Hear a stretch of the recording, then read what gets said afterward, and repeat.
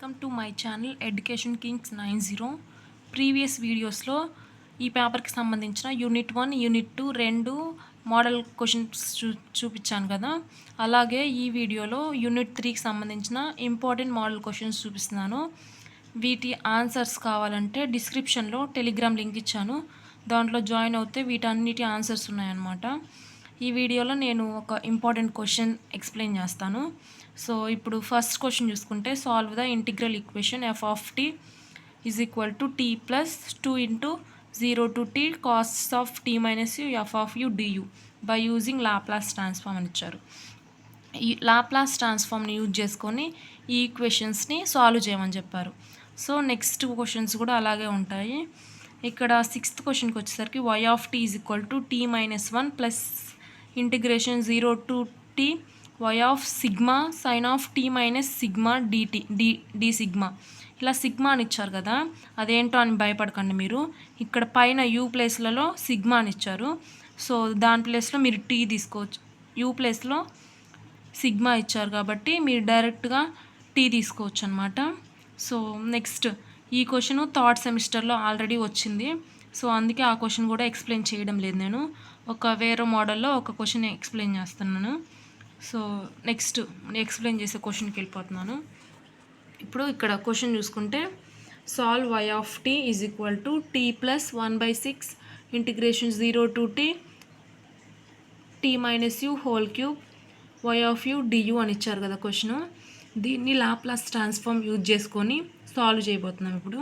ఇప్పుడు given equation, first ఇచ్చిన ఈక్వేషన్ని రాసుకున్నాము. నెక్స్ట్ ఆ ఈక్వేషన్ని కన్వల్యూషన్ థియరంలోకి మార్చుకుంటున్నాం. నేను ప్రీవియస్ వీడియోలో కొన్ని ఇంపార్టెంట్ ఫార్ములాస్ చెప్పాను కదా, ఆ ఇంపార్టెంట్ ఫార్ములాస్లో దీన్ని ఎందుకు కన్వర్ట్ చేసుకున్నామో ఉంది, కావాలంటే చూడండి. Y of tea is equal to T plus 1/6. ఇక్కడ టీ మైనస్ హోల్ క్యూబ్ని టీ క్యూబ్ అని రాసుకున్నాం. ఇక్కడ నెక్స్ట్ వై ఆఫ్ టీని అలాగే ఉంచాం. ఇప్పుడు రెండు సైడ్స్ లాప్లాస్ ట్రాన్స్ఫార్మ్ని అప్లై చేసాం. L of why of tea is equal to L of T plus 1/6 L of T cube L of why of T. Next L of why of tea is equal to టీకి formula తెలుసు. L of T formula ఏంటి, 1/p² plus 1/6 into T power N formula ఏంటి, N factorial by P power n plus 1.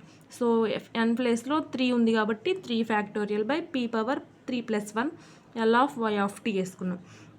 Next క్వశ్చన్లో next స్టెప్లో l of why of tea is equal to 1/p² plus 1/6 into 3 factorial అంటే 3 into 2 into 1 కదా, అప్పుడు 3 2s are 6, 6 1s are 6, కాబట్టి 6/p power 4 L of why of T. ఇప్పుడు 6 6 cancel చేస్తే 1 ఉంటుంది, అంటే 1/p power 4 L of T, L of why of T ఉంది.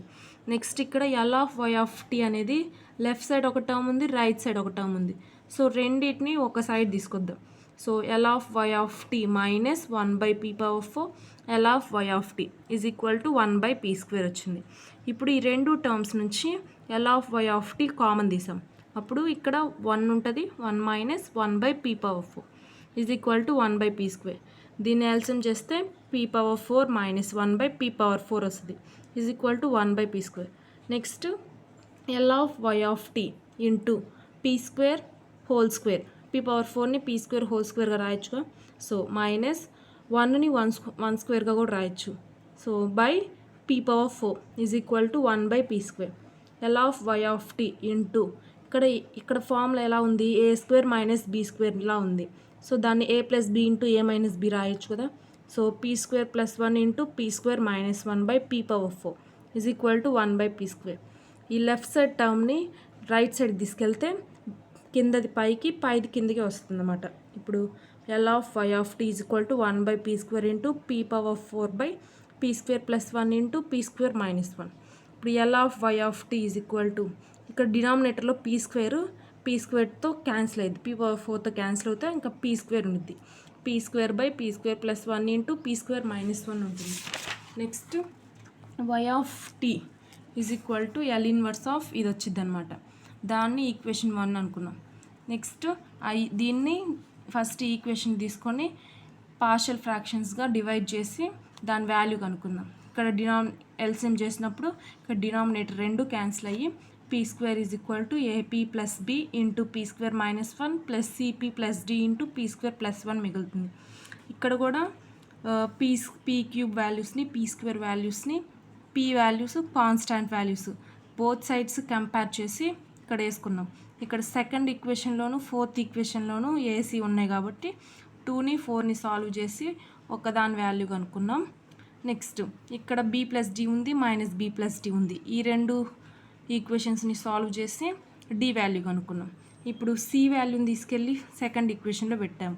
Next D వాల్యూని తీసుకెళ్ళి థర్డ్ ఈక్వేషన్లో పెట్టాము. అప్పుడు పెడితే సి వాల్యూని పెట్టినప్పుడు ఏ వాల్యూ, నెక్స్ట్ డి వాల్యూని పెట్టినప్పుడు బి వాల్యూ వచ్చింది. ఇప్పుడు A value, B value, C value, D value 4 వచ్చాయి కదా. నెక్స్ట్ ఆ 4ని ఈ ఈక్వేషన్లో ఇక్కడ తీసుకున్నాం కదా పార్షియల్ ఫ్రాక్షన్గా, ఈ ఈక్వేషన్లో సబ్స్టిట్యూట్ చేస్తున్నాం. అప్పుడు P square by P square +1 into p square -1 is equal to A value 0 వచ్చింది కాబట్టి 0p + 1/2 by P square +1 plus 0p + 1/2 by P square -1 వచ్చింది. ఇప్పుడు ఇక్కడ 0 అయిపోద్ది. 1/2 by P square +1 plus 1/2 by P square -1. ఈ వాల్యూని తీసుకెళ్ళి ఈక్వేషన్ 1 అనుకున్నాం కదా, ఆ ఈక్వేషన్లో పెట్టుకుందాం. అప్పుడు y of t is equal to L inverse of 1/2 P square +1 plus 1/2 by P square -1. ఇప్పుడు ఇది కాన్స్టాంట్ కాబట్టి ముందుకు రాసుకున్నాం. 1/2 ఇంటూ ఇక్కడ 1/పీ స్క్వేర్ +1 ఉంది అంటే a/పీ స్క్వేర్ ప్లస్ ఏ స్క్వేర్ ఫార్ములా ప్రకారం sin t వచ్చింది. ఇక్కడ ఇది కూడా కాన్స్టాంట్ కాబట్టి ముందుకు రాసుకున్నాం 1/t. ఇక్కడ a/పీ స్క్వేర్ - ఏ స్క్వేర్ ఉంది కాబట్టి ఏ స్క్వేర్ ఉన్నప్పుడు sin ht కాబట్టి 1/2 sin ht వచ్చింది. So this is the answer. ఇది మీకు ఎక్స్ప్లెనేషన్ నచ్చినట్లయితే ఒక లైక్ చేసి సబ్స్క్రైబ్ చేయండి.